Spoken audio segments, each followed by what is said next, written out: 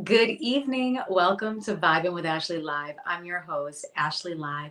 Thank you for joining me on this beautiful Saturday evening.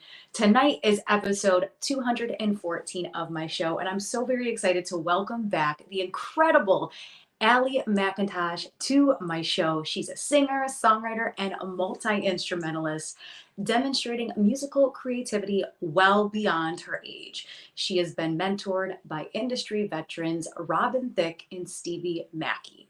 In January, Allie introduced her newest single, Miles on My Broken Heart, an infectious synth pop track. Thank you guys so much for joining us this evening, and I'm going to bring Allie into the room. Hi. Hi, Allie. How are you? I'm good. How are you? I'm doing well. Thanks so much for asking. And thank you so much for coming back on my show. I know we chatted right after you graduated high school, and I just knew that you had so much fun stuff that you wanted to talk about, including your new single. So we had to come and do this again. Of course. How's everything going on your end? It's good. It's been great. I just turned 18 and I just got back into Minnesota from being in LA for a while. So busy and fun. Yeah. Love it. Yes. Happy belated birthday. You just turned 18 a couple days ago. So How did you celebrate? Oh, yeah. It's not a very fun story. I just went to lunch with family and had some gluten-free cake and ate Thai food. Yeah. Thai food's good though. What kind of Thai food do you like? Like, what's your dish that you like to order?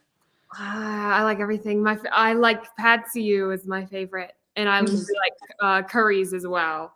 So good choice. Good choice. So talk to me about your time in LA, because I know you're in LA a lot. You know a lot of people. You have a lot of opportunities coming to you. So what have the past couple months been like in LA for you? For sure. So I had a couple performances out there for my vocal coach, Stevie Mackey's birthday. I performed at the Peppermint Club with him. I sang Emotions by Mariah Carey, so that was very fun. And then I also recorded a music video for Miles on My Broken Heart while I was out there, as well as another song that'll be coming out soon. I had some recording and some writing for people while I was out there, and also it was just a lot of fun. Yeah. And now you're back home dealing with this cold weather. So it's crazy, right? Oh my gosh. Oh my gosh. It's like a complete different universe. In LA, it's warm and it's in the 70s, even though it's January, you don't have to put any coats on or anything. And then you come back and you're like, oh my gosh, it's like negative. Oh my gosh. Negative and winter weather and snow. And you're like, why do I live here? I need to be in California. Right, exactly. Why am I still here? Why? Yes. So in December, over the holidays, you had the opportunity to perform at the Apollo Theater's holiday show. And I know you've performed there a couple of times before. So talk to me what that show was like and how it is performing on such an iconic stage. So yeah, it was amazing. First of all, I love the vibe of the Apollo Theater. It's incredible. The stage is incredible. The staff is incredible. It's like a family there almost. Yeah. And even the audience, such great energy. So the performing part was really nice. And, the preparations were fun too, like rehearsal. For the Christmas show, we had rehearsal. It was a lot of fun. I sang 2 solos, and then I also got to sing a duet with a friend of mine who I met at the Apollo. So it was a lot of fun and fun celebrating Christmas and fun getting to dress up and perform. So yeah. And it's cool because in a legendary venue like the Apollo, you meet other people, right? You meet new audience members as well as singers and people in the industry as well. Exactly. Yeah, that's very true. I did get to meet really cool people. One of the MCs was young Michael Jackson. Michael Jackson on Broadway. So he was a super cool person to meet. And yeah, just a ton of cool people. Yeah. Awesome. So I want to talk about the short form content that you're putting on socials, because I mean, it's just a couple months into the year 2024, but you are killing it. You're putting out cover songs, you're doing vocal techniques. Talk to me about the importance of short form content in today's society. Right. Well, my generation, and I'm guilty of this as well, we go on social media and we don't want to just sit there, we're constantly scrolling and we just want to get through all the videos, as much information as quickly as possible. Yeah. So I try to keep my stuff short so that people will watch it. So I kind of like to ask myself, would I stop and watch this for the full time, or would I like not? But yeah, I like to do short form content too. I mean, it's also just convenient to make, it's a lot to make long form content. And so short form content's great. Doesn't wear out your voice too much. It's just little snippets of talent or information that you can put out there. So I like to do covers. I like to incorporate instruments into my covers sometimes, which is a little bit more work, but it's really worth it. Like I just did a cover of Touch It by Ariana Grande, an orchestral version. Yeah. And that's like one of my favorite pieces of content I've put out recently. So. Yeah, I like how you incorporate your instruments, but you're also helping with vocal techniques, because I feel like people will look up to you and they're like, I want to sound like Allie. She's amazing. She's a multi-instrumentalist. Like, what can I learn from her? So I love that you're giving back to other vocalists and musicians and just showing them how you've perfected your craft. Absolutely. The reason I started doing that was because I was getting a lot of DMs like asking me questions, and some people were even asking me to like give them lessons and stuff. And I was like, okay, I don't know if I would give like full lessons that well, but I can do this to try and help everybody. So yeah. Yes. Yeah. And I think it's really important that as a musician, right, somebody who is in the public eye, looking through your comments, looking through your DMs and seeing what people are asking for, because then you're able to give them the content that they want. Right. That's exactly part of it too. Sometimes I'll ask people like on my stories and have them answer like in the question box. Yeah. Like, what do you want for content? Because, I could always do what I want to do, but that doesn't always resonate with other people. So I try to keep it a mixture of both. Yeah, I think that's good, because you're staying true to yourself by doing your own content, but then you're polling people like, hey, do you want to see a cover? Do you want to see me play my violin? Like, what are you looking for? And then then someone's like, oh my gosh, she read my comment. Like, she really she listened to what I said. And I think that's really cool, because then your audience is engaged with you. Yes, I've gotten a few of those. I did a cover of this woman's work, and I remember someone was like, oh, you did the song I requested. And I was like, yes, I did.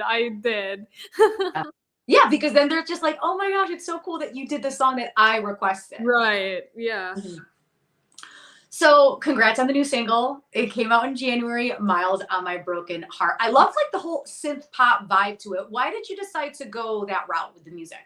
So, that's one of my favorite genres. I don't write it very often, but I remember when I was recording and writing that song, I was in there with the other writer who I wrote Miles on My Broken Heart with, and he was like, you know what this reminds me of?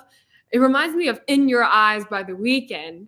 And I'm like, it's totally like a brighter version of that, because it's like the synth pop 80s kind of a vibe, like driving down the highway sort of a thing, except instead of having the saxophone solo, it has the violin solo. So I was like, I love this. And I really love synth pop in general and listening to it. So I just thought it was a fun new thing to try.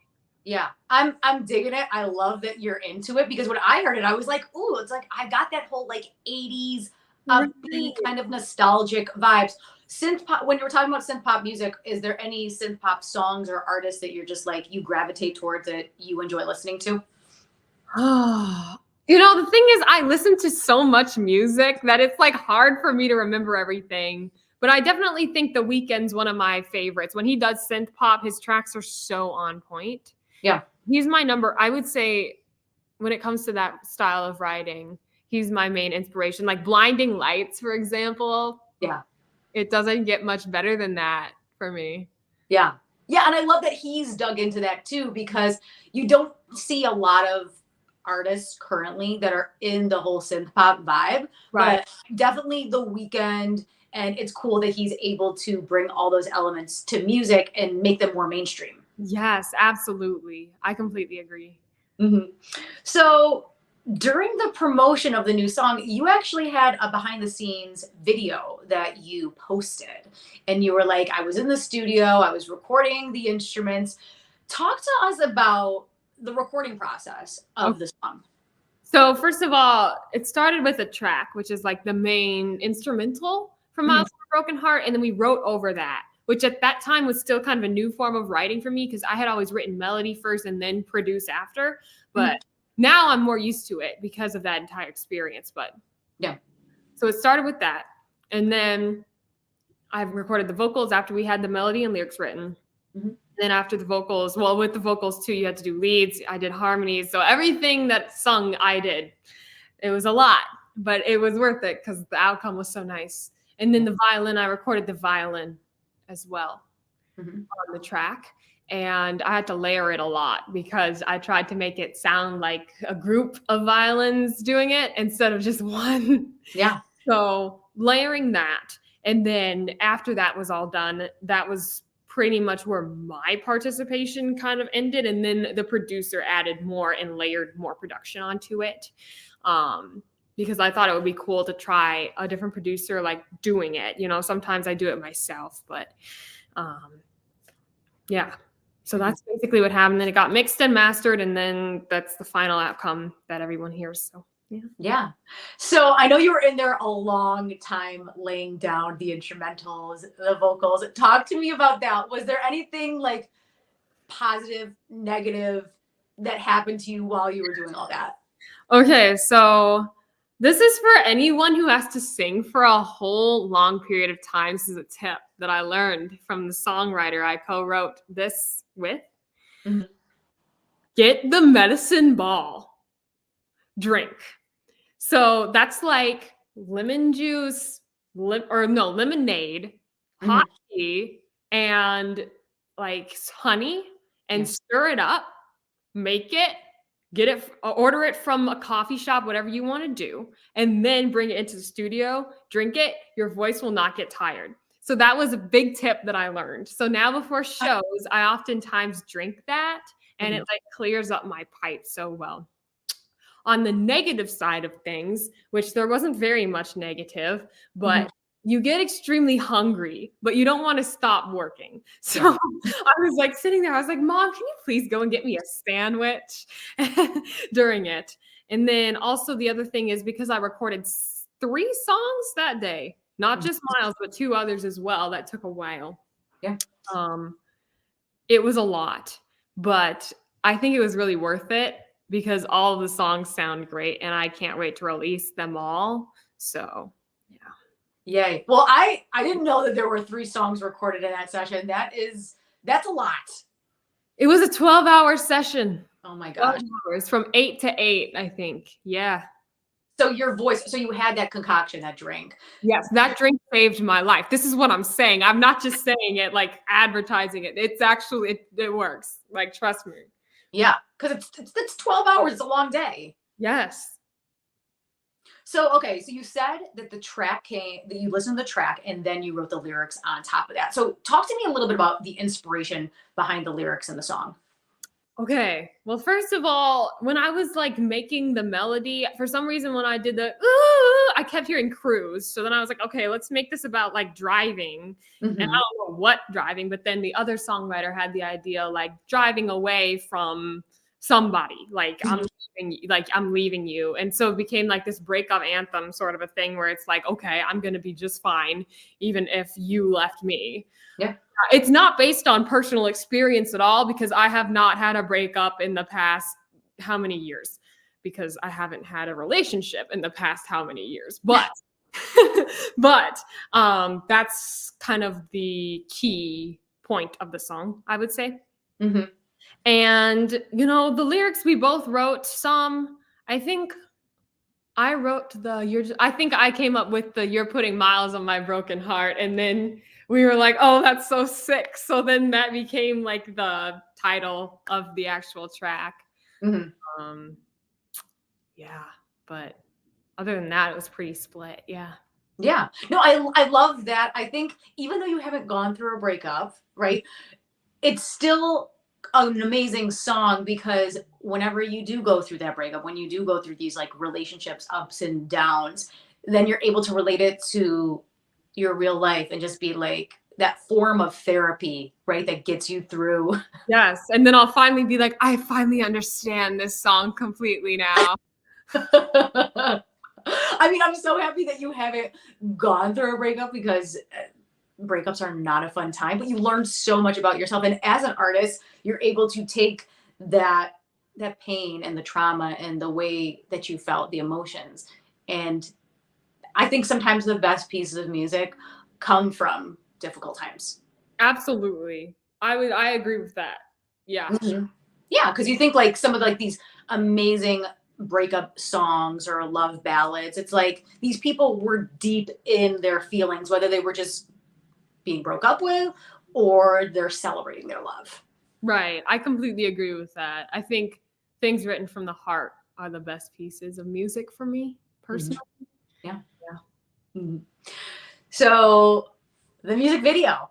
Yeah. Oh, yeah. The music video. So when I was watching it, I was like, first off, this is stunning. I loved the backgrounds that you used. Can you tell me a little bit more about like what were the specific shots that you wanted to do that you were like, this has to be in there? Okay, so I really wanted a beach shot, which is like my favorite part of the video personally. Yeah.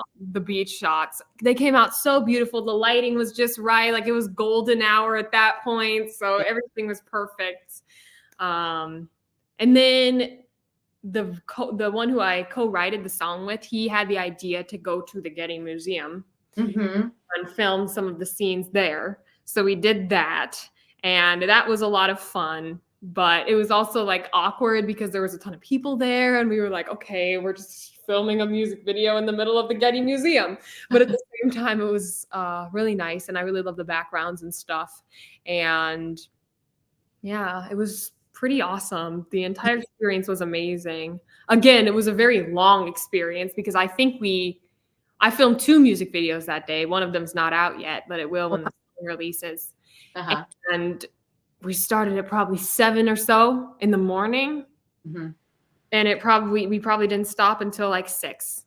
Wow. And really, you didn't have any time to do anything in between. So I didn't eat. Like by the time we were done, I was like, oh my gosh, I need food and I need water and sleep.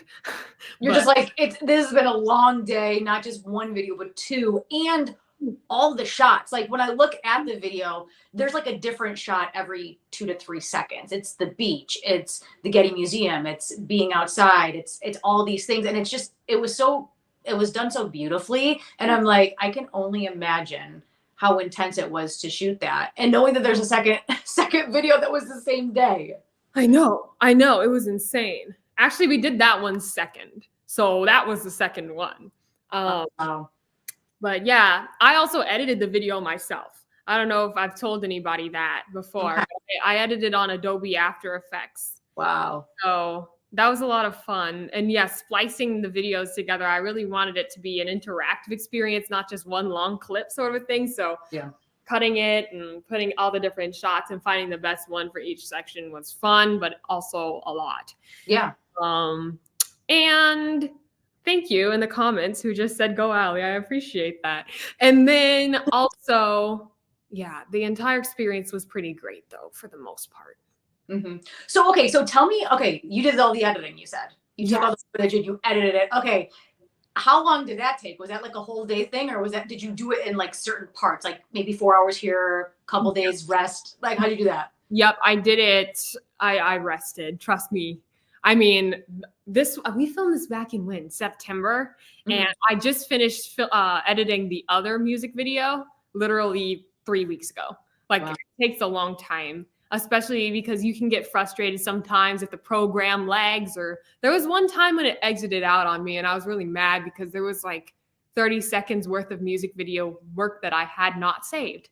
And it was not a good experience. So then I was like, okay, we have to do this in like 1 hour spurts and save the project every 5 minutes. Yeah. So that's the way to go now. Yep. Yeah. And I think like as an editor, right? because you filmed all this stuff, and then you're like, I know exactly what I want this to look like. So you have more creative control over it as well. Absolutely. Yeah. And then, of course, there's always the third part to it where you filmed it, now you're editing it, but now you have to also watch the footage of yourself, and the stuff that looks bad, it causes you to cringe. Yeah.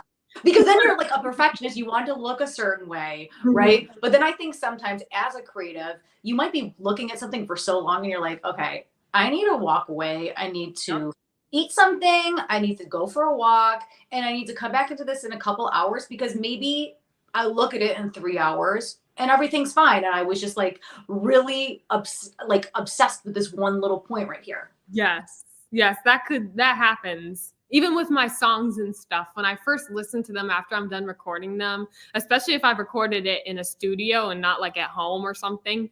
Yeah. When I first listen to it, I'm like, why is this so bad? And then 2 hours later, I'm like, wait a second, it's actually really good. I'm just being hypercritical because I spent all this time and I want it to sound a certain way. And then, you know.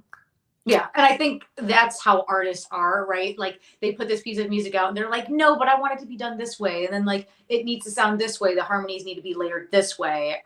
You know what I mean? Like, I feel like as creative people, we're so very critical of ourselves and our work. Absolutely.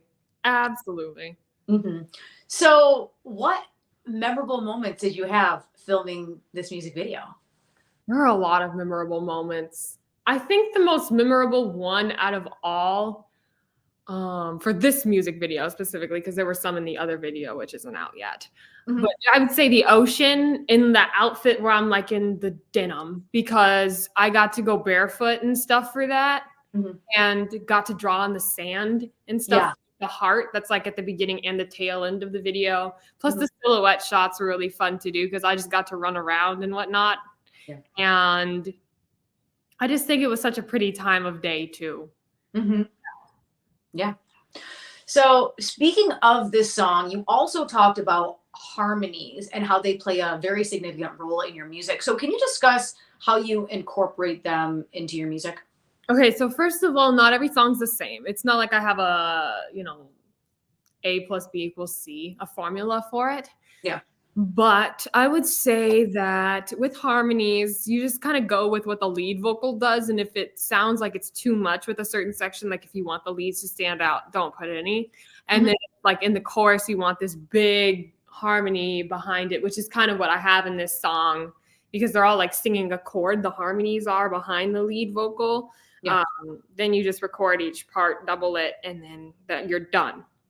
So I just kind of went around and picked different spots that, sounded like they could use harmony. And in a pop song that's fast and up tempo, I think that's more prevalent than in a ballad because some ballads don't even need harmonies because the lead vocal is so impactful without them, and it just kind of clogs up the song. Yeah. So yeah, I would say it depends on the vibe of the song and how you feel and where you want the song to go. If it's more intimate, you should probably leave them out. If it's more like epic, then put a ton. So it's just however you feel is best. Mm-hmm. Mm-hmm. And there were a lot of harmonies in this song. Yes. Oh my gosh. This one had the most out of all the songs I recorded in the studio. It was a lot. Yeah. But now, like looking back on it, the song has been out for quite a few weeks. So talk to me about the response that you're getting from your fans. What are people saying? Talk to me about it now that it's released the song as well as the music video. What's the feedback you're getting? Well, a ton of people like it. Like a ton of people have been saying that it's their favorite song of mine. Mm-hmm. I've gotten the most streams on Spotify with this song more than any of my other songs, which is kind of crazy because compared to how long the other songs have been out, this one has been out way shorter. Yeah. So that's really nice. My mom says that this is her favorite song of all time for me. I don't know if I believe her because she says that with like 5 different ones, but with them. So in general, from everybody, they've been giving me pretty positive responses. I don't think I've gotten any hate comments for this one. So, so why do you think this has been, okay, I think I checked earlier. I think it's like 10,000 streams on Spotify. I think that's what it was. That's pretty amazing considering the song's only been out a couple weeks. It definitely is. And on YouTube, I think the video already has over 12,000 views, which is nice because it's been out for like a week. So I'm proud of that. And then, I'm happy with it. Congrats on it. I love the song. I think it's amazing. And I really am digging this whole like synth pop vibe that you got going on with this song because like I said earlier, it's very nostalgic. It's very upbeat. Like you're taking this song about this breakup, but you know, you're making it fun, especially with the visuals in the music video. Yes, very fun. You know, I'll give you a little spoiler. This song is actually the pre-release single to what's going to be a full EP of 6 songs that I recorded in LA. Yay! And I think next the title track is going to come out, which is called Siren Eyes. It's my favorite song on the EP personally. My mom doesn't agree with me, but I think most people do agree with me. It's more of an R&B ballad. So it's like a complete contrast to Miles on My Broken Heart because Miles on My Broken Heart was all about, you know, after the breakup, but this is about the falling in love with someone. So it's the complete opposite, but I think they contrast each other in a really nice way. And I got to play the violin on that track too and the piano. So I actually laid down most of the production myself for that. Amazing. Amazing. So you're going to do an EP with a compilation of songs. Yes. Amazing. When's that coming out? I'm not completely sure because there still is a little bit of mixing and mastering to do and whatnot. And so it depends on when that comes in, but most of the songs are mixed and mastered. So it should be pretty soon. I think what's going to happen is I'm going to release Siren Eyes as a single before the rest of the EP. So maybe Siren Eyes at the end of February or beginning of March. And then the rest of the EP late March or something like that, or April. So, but it's a pretty great, it's a great compilation of music. Yay. Well, we're so excited to hear the EP. That's going to be amazing. Thank you. So let's talk about this new song that you have on the Bosco soundtrack. Talk to us about Bosco and, you know, the stuff that you've done with them. You know, Bosco movie, for those of you who don't know, Bosco is an original movie on Peacock, and it's a true story about a man who was incarcerated, and he broke out of jail 3 times, and it was not fair to him at all. Like, his sentence was completely unfair, and he actually is a really inspirational person because he fired his lawyer, and then he got himself set free by being his own lawyer. So he's a really amazing person. And it's a really empowering movie for Black people and Black men who have been a target of the police unjustly. So being part Black myself, you know, it had a big impact on me and thinking about my own brothers and family and whatnot and uncles and whatnot. So yeah, I would say the movie itself is very impactful. Bosco himself is a very amazing person. You know, I had lunch with him before I was part of the soundtrack. I met him through one of my best friends. She introduced me to him and said, "Oh, you should have my friend do something for you." And he was like, "You know what? Go into studio with my producer. I'll fly him out and then you can write with him. And if you come up with something that I think would fit the movie, I'll put it on the soundtrack." So I'm really honored to be on it because, you know, there are amazing artists on it like Snoop Dogg, The Game. And I'm like, wow, my song is on the same album as amazing legendary artists. So yeah, I'm excited about that.